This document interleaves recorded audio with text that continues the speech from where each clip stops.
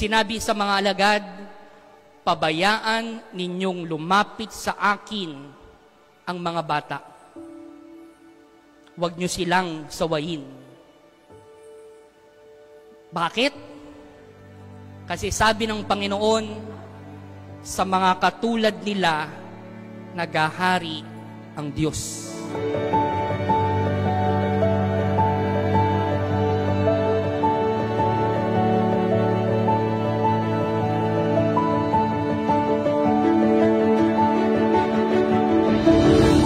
Akala natin ang mga bata, dahil sa kanilang kamusmusan, dahil sa kanilang kainosentihan, ay walang maidaragdag sa lipunan, walang maituturo sa ating kaalaman. Pero pinatunayan ng Panginoong Jesucristo sa larawan ng isang bata, matututunan natin na magpakumbaba. Matututunan natin na sa Diyos magtiwala, na sa Ama magpaubaya.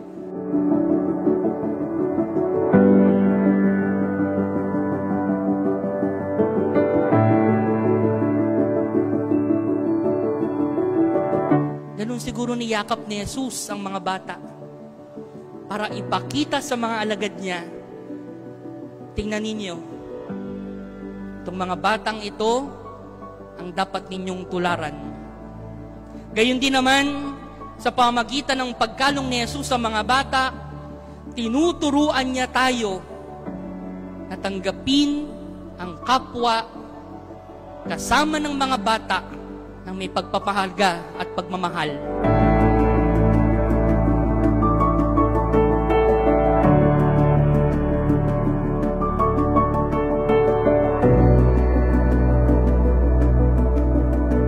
Tayo po ba'y nagkakaroon na ng pusong kagaya ng sa bata? Mapagpakumbaba, nagtitiwala, at nagpaparaya.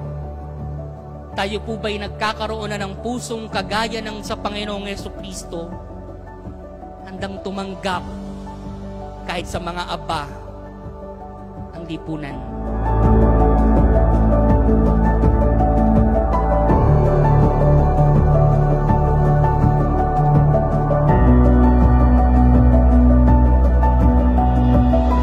Sana dumating yung panahon, ang mahalaga sa simbahan, mahalaga sa atin, ay hindi lang yung mga minamahalaga ng mundo, kundi yung mga minamahalaga ang Panginoong Jesucristo.